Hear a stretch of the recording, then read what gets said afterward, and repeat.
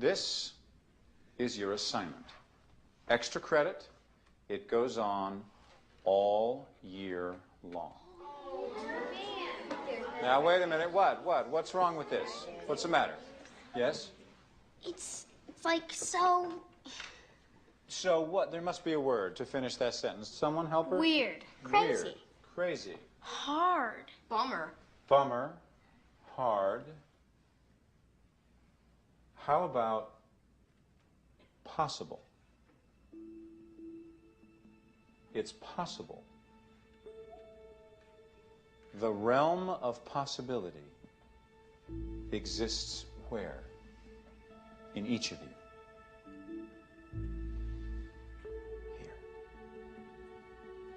So you can do it.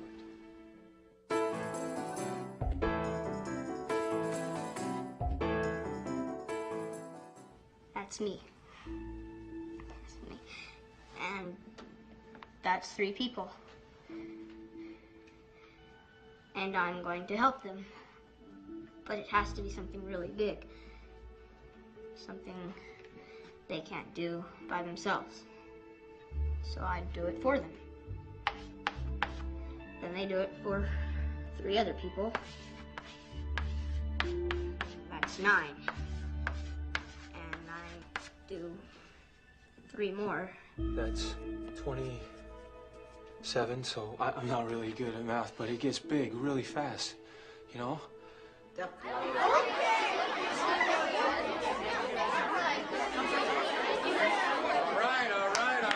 right. A little articulation, please.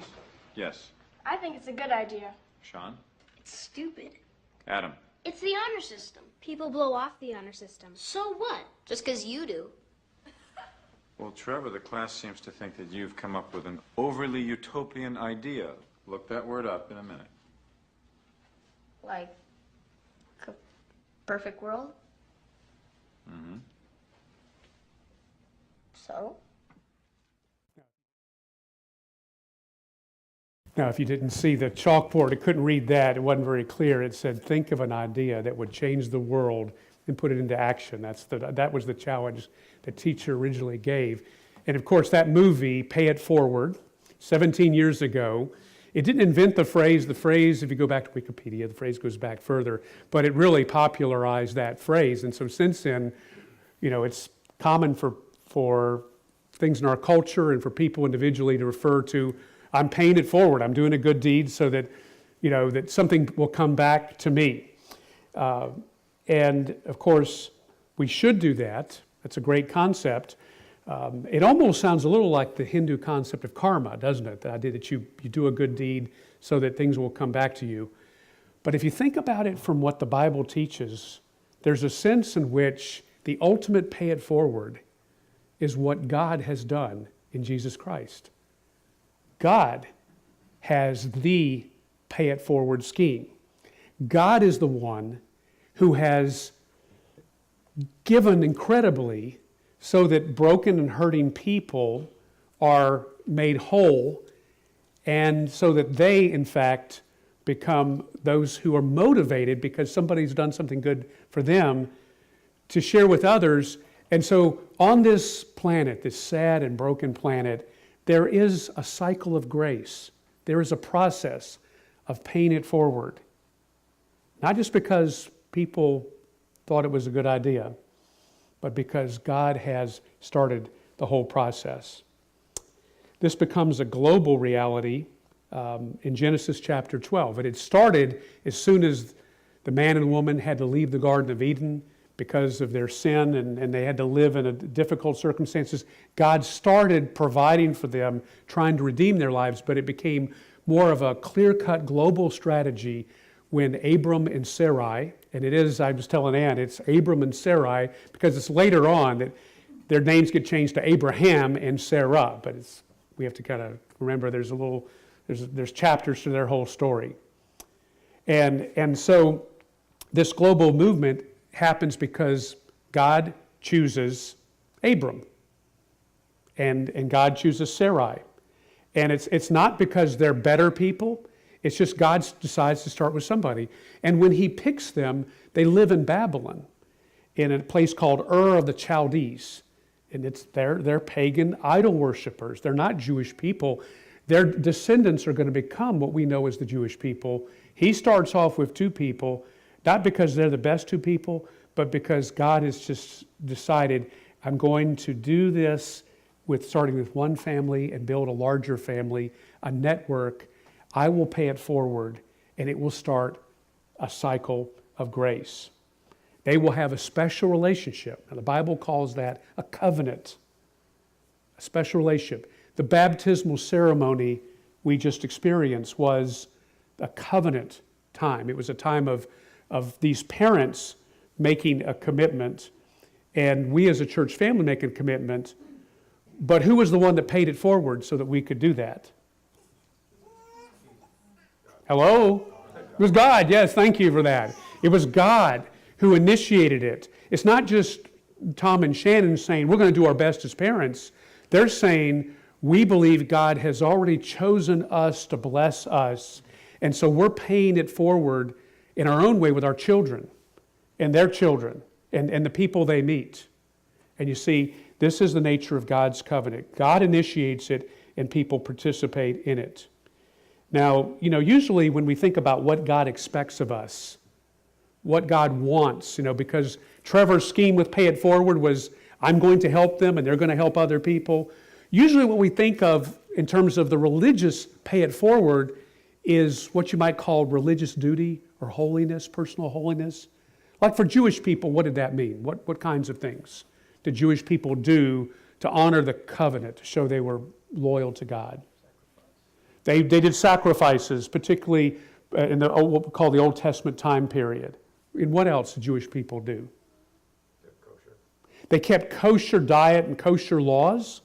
And of course, we're most aware of not eating pork, and there are many other things that faithful Jewish people do, not to get God to love them, but just because God has said, this is the way you can show me that you remember that I've chosen to use you. And of course, the main thing for Jewish people would be the Sabbath. Saturday, a day, and for strict Jews, a day of not to work, to really rest from labor. Now, for Christians, we also, as people of the covenant, also think in terms of, okay, God has blessed me, therefore I do things to show my love for God. What's the primary things that we do? What's the number one thing that we tend to do? We tend to worship. And that is important and honors God. And we do it often by going to church. And so we think of going to church as part of this. Anything else, what is it that we do to show that we want to be holy, like kosher people set apart for God?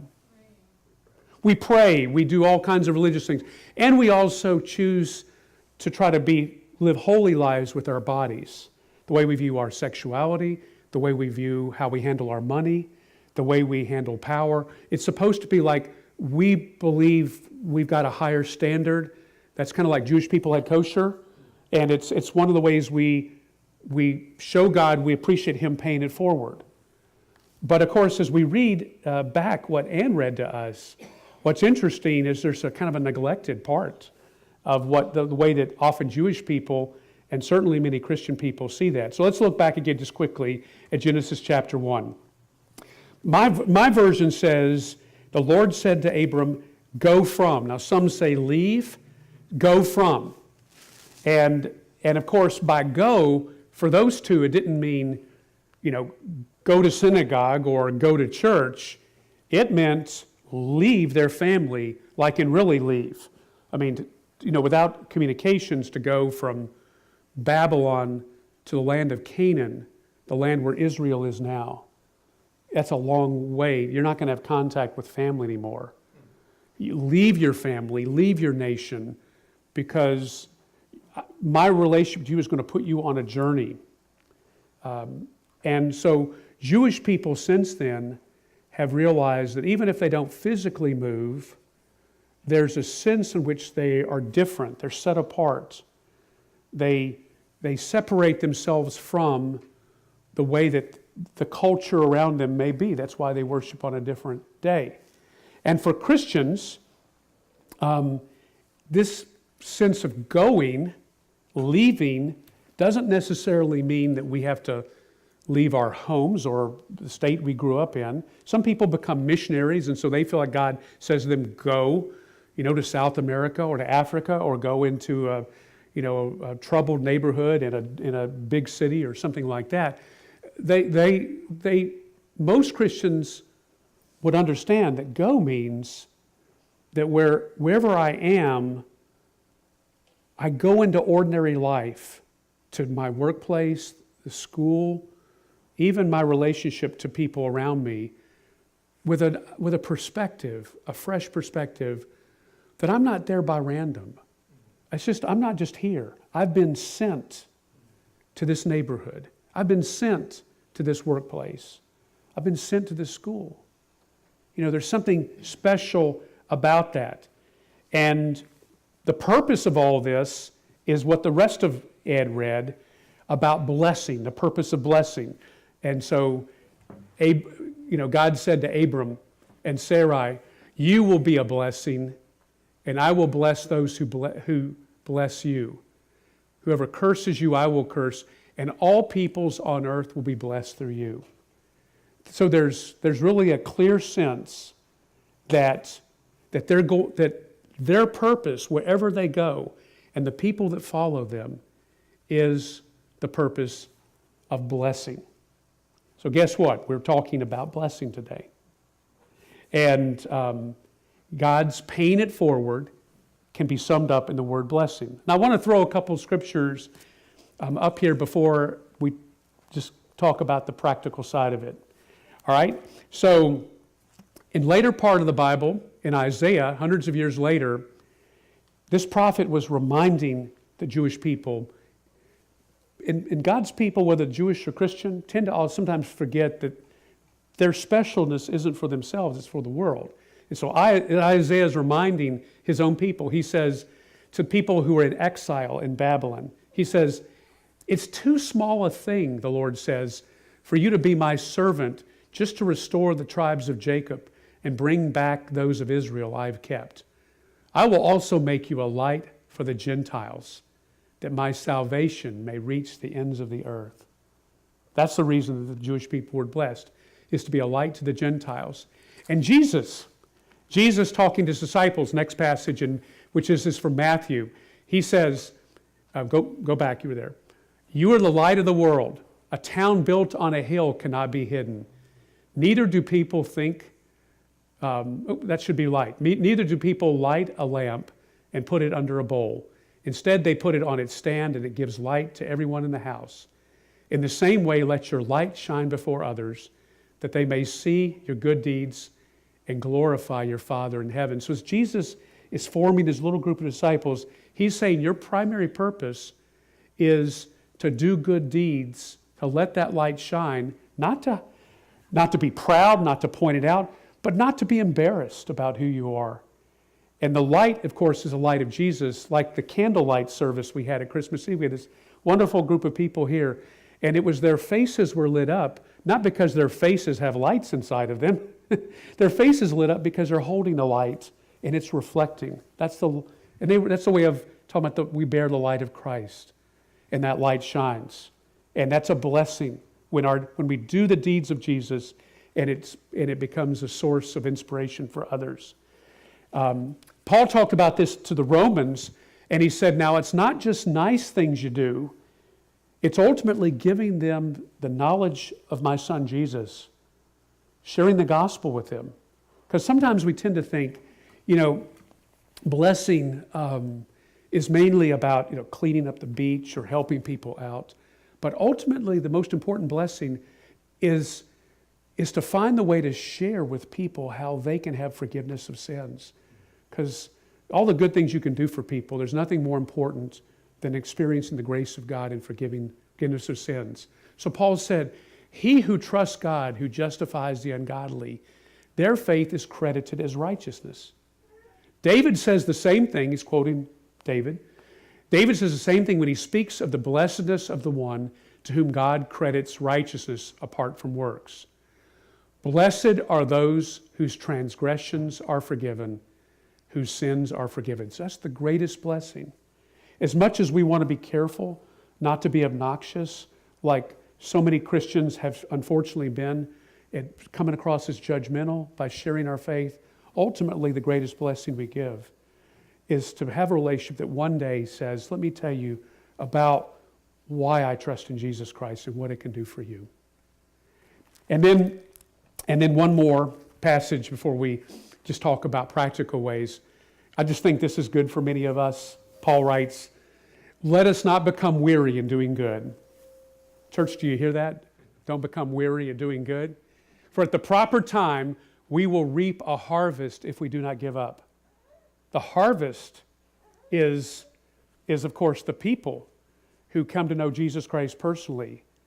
And the outward sign of them knowing Jesus Christ may be in some cases that the people we meet are neighbors who are in our neighborhood groups, who would never go to church, find their ways into this gathering. That's the harvest. We will reap a harvest if we do not give up. Therefore, as we have opportunity, let us do good to all people, especially to those who belong to the family of believers. So you primarily have a loyalty to each other to care for each other. And if every church did that, people would be well cared for. But as we're kind to people on the outside and bless them, God moves in their hearts, and one day they can come to know the blessing of Jesus Christ. So you probably remember those of you who were with us months ago, the acronym BELLS. And I've referred to BELLS a number of times, even at Christmas. I said, hey, everybody, remember the Christmas bells? For us, Christmas bells means bless, eat, everybody likes to eat, listen, learn, and to be sent. When I think of what can happen for us this year of 2017, Church in the Wild, what seems to me the most important thing of all is whether or not this acronym can become something we think about each and every day. And little ways, little small steps, we can learn to be people who have kind of over the years had just the habit perhaps of going to church and thinking more of going to be, I go in my life to bless. The first part. I go in my life to eat with others. And I'm going to listen to God as I go. And I'm going to learn about what it means to follow Jesus, because that business about being sent will be primary for me. Now, the book that has helped me, and it's a really short little book, is this one called Surprise the World, The 5 Habits of Missional People. And the 5 habits have to do with bless, eat, listen, learn, and are sent. And I made a huge investment. This is not Church of the Wild's money. I spent $50 of Lynn's money buying 10 of these books. And she doesn't know until just now. And so there are 10 of these books out there. And I guess they'll be Christmas presents for us next year if you don't want them. But I would encourage you today, and if you don't have $5, you gotta, I want you to write a check. You just bring cash later. Just take a book and you can bring the money later. But I just thought for you to be able to see this little practical stuff, it's like a devotional booklet, could really be personally helpful to you. So I recommend that in terms of reading. I want to wrap up by naming 3 primary ways. This is the practical side of how we bless. The first part, by the way, go back. I'm sorry, I missed something. Go back one slide. There, the bell. Go forward one. Thank you. I'm calling this series Liberty Bells. First reason is because I know you'll remember that if I call it Liberty Bells. So for the next 4 more times of gathering, we're going to talk about eating next time, so don't miss it. We'll talk just about eating in the message. And I thought it was interesting because Jesus said, I've been sent to proclaim freedom to the captives. That's how he talked about people who are sinners. So we are the Liberty Bells as we learn to live into these 5 habits. You got that? That's got to stick in your head, right? Okay, first of the 3, first of all, words of affirmation. And I don't need to say much more about this. It's just, it can be so important for us to try to think, today's a day I'm going to be really intentional with my children, with my parents, with my siblings, with people I work with, to try to think of ways I can name their value and their value to me. Words of affirmation. It's in our culture, since most people we know aren't starving, but many people in our culture are feeling depressed and lonely and insecure and insufficient. Words of affirmation are perhaps an incredible way you can bless. Second, deeds of kindness, acts of kindness. And I just want to name some here. You'll be hearing more of this kind of stuff. Think of what you can catch if you fish, what you can grow, what you can make that gives you an excuse to give some of what you catch, some of what you grow, some of what you make to other people. Whether it's catching fish, growing tomatoes, whether or not it's making banana bread. Think about just every time you make some banana bread, ladies. Maybe some guys here bake banana bread, I don't know. But every time you do that, to make twice as much. So you kind of have to bless. You just have to bless. Anytime I go fishing, I always think I'm going to catch twice as much as anybody else because I want to bless, you know. So it just becomes an mindset, okay? My garden is 400 square feet. I'm pulling these weeds, thinking it's far more than we need. It's because having the garden and people walking by with their dogs, I just pull tomato. I give and I bless people constantly, and they look at my worm-eaten tomatoes and say, "Well, thank you very much." So surprise people with fixing something, cutting their grass, washing the car, giving transportation, especially if it's a single mom. Especially if you're a two-parent family and if you see somebody who's struggling in your neighborhood or in your network, or an older person who's struggling, try to bless them, with surprise them by doing something that really lightens their load. If you're like Lynn and I and your kids are grown, offering to give childcare for couples with children is not only fun, but it's a huge blessing for them, particularly if their financial circumstances make it real hard to go on a date night. Tutoring or mentoring is a great way, but the one I want to end on in terms of the acts of kindness is while yes, sometimes financial, practical help really goes a long way. The biggest gift we give is to ask people how they're doing and prepared to really listen and to give them a little time and to ask questions that shows that we want to hear from them. I got one more way that we bless the world, and this is not something that's in the book, so this is a freebie, okay? I can't believe that Michael Frost left this off, but I'm just going to throw it in there. Bless by trying to make the world a better place in some way, whatever your passion is. Some of you are really into environmental issues, really into care for the world. It sickens you to see what's going on. Find a cause that's your passion. Get involved with just making the world a better place. And as you do that, you will become friends with people who probably don't go to church.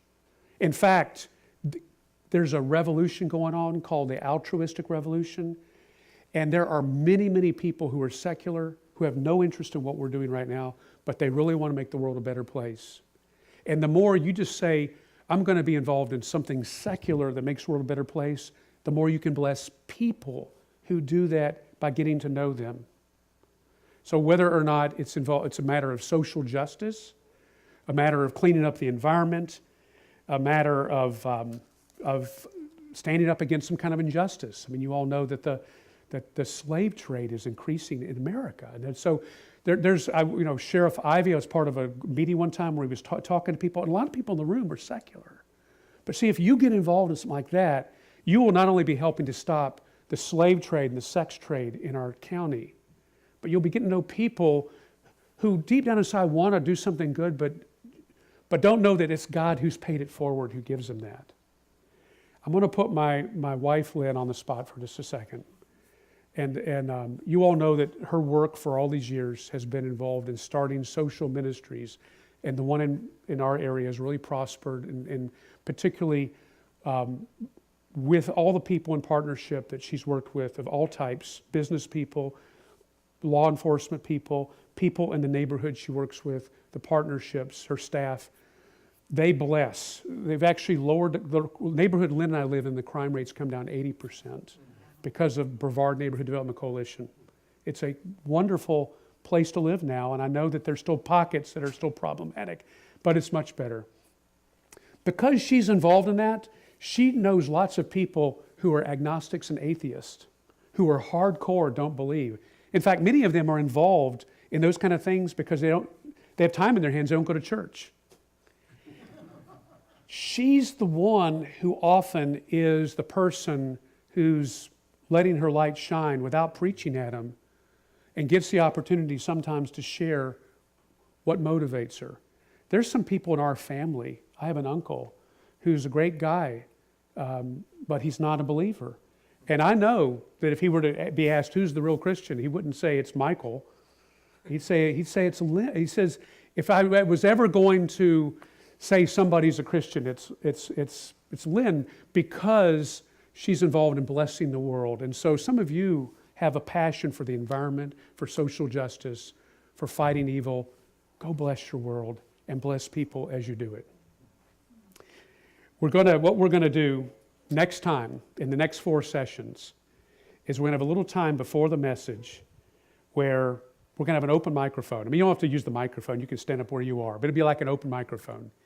And I'm just going to say, anybody got something to share? And I want you to feel like you can just say, my name is Tom. And we'll say, hi, Tom, just like he's in a recovery ministry. Hi, Tom, because he's in a recovery ministry. And he'll say, I decided to take a guy out to lunch, and it was cool. And we'll clap. And that was your way of saying, God used you to bless. We're going to do that. We're going to talk about how it is we bless our world. So, go. Be a blessing. Hi, my name is Sandy. I just got a text from a friend at Trinity Towers, the home for the elderly. They have had no heat tonight during this cold weather.